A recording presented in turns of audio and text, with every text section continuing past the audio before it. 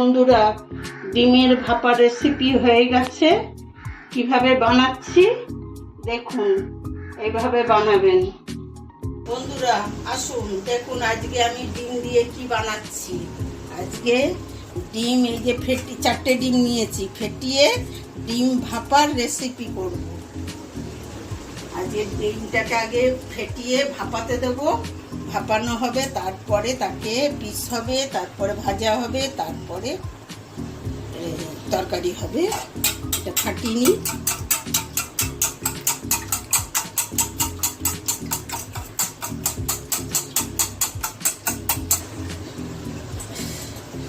এই যে পেঁয়াজ কুচি আর কাঁচা লঙ্কা কুচি এর মধ্যে দিয়ে দিলাম।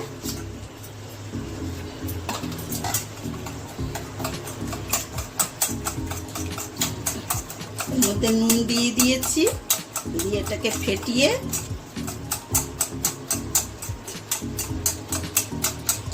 দেখুন বন্ধুরা, আমি গ্যাস জ্বালছি। এই যে এটা দিয়ে দিয়েছি, এর উপরে এটা ঢাকা দিয়ে ফেটিয়ে নিয়েছি।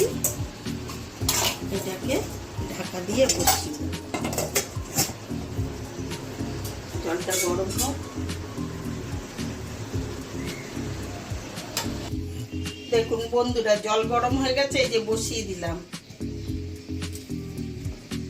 এই যে ডিম ভাপা বসিয়েছিলাম, এটা বার করে এই যে পিস করে নিয়েছি। নিয়ে এবারে এটা তেলে ভাজা হবে। আগে আলুটা ভেজে নিই।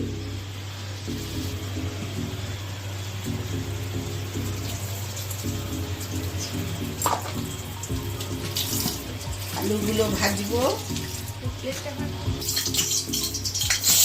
আলুগুলো ছেড়ে দিচ্ছি।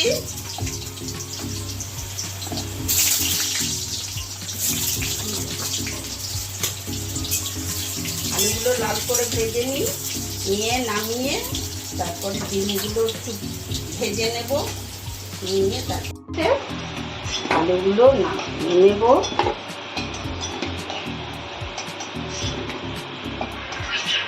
এবারে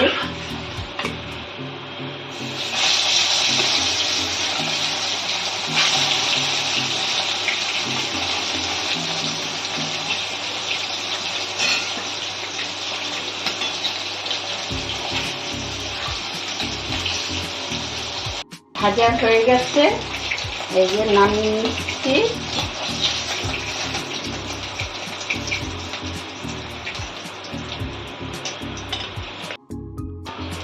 তেল দিচ্ছি।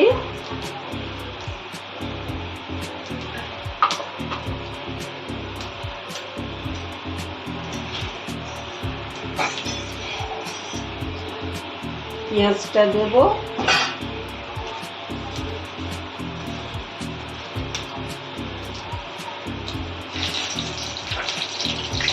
তেজপাতা দিলাম দুটো। এবারে পেঁয়াজ দেব।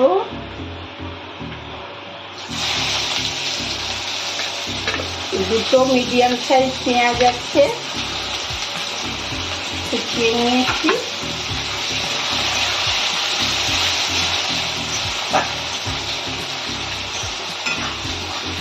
এর মধ্যে নুন দেব।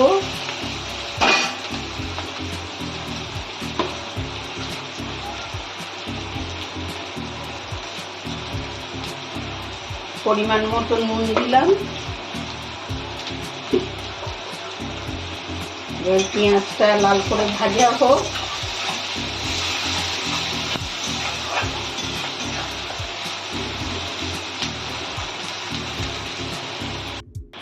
এর মধ্যে আদা 1 চামচ, 1 চামচ রসুন পেস্ট করা।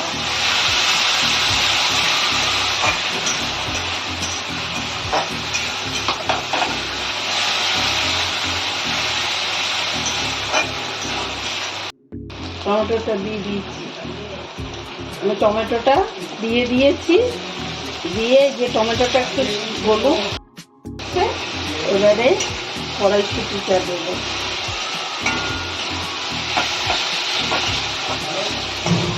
এবারে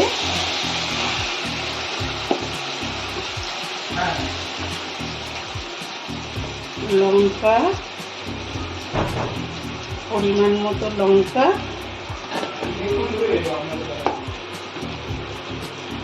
আর 1/2 চামচের মতো হলুদ।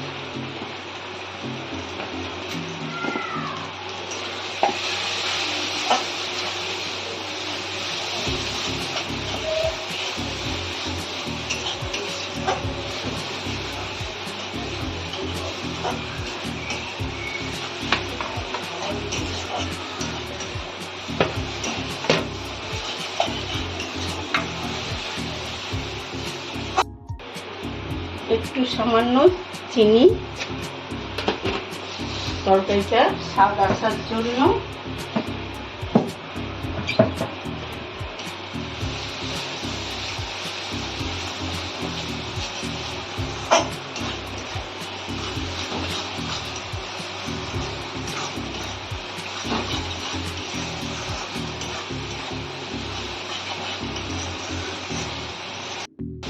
আলু দিয়ে দিয়েছি, মশলাটা ভাজা হয়ে গেছে, এবারে জল দেবো।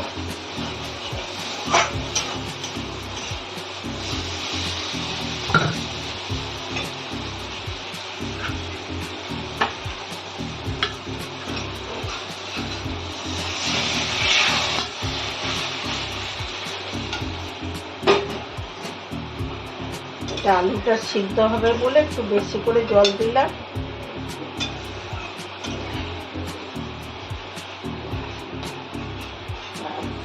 ফুটলে ওটা দেবো। এখন ঢাকা দিয়ে ফোন আসছে, একটু গরম মশলা দিয়ে দিলাম।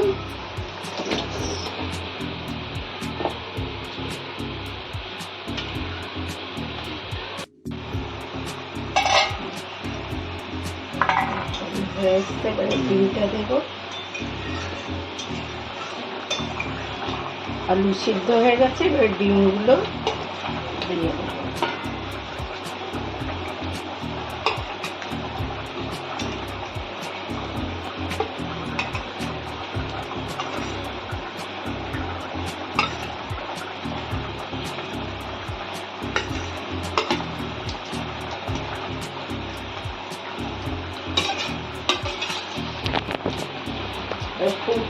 ফুটুকে একটু নামিয়ে দেবো।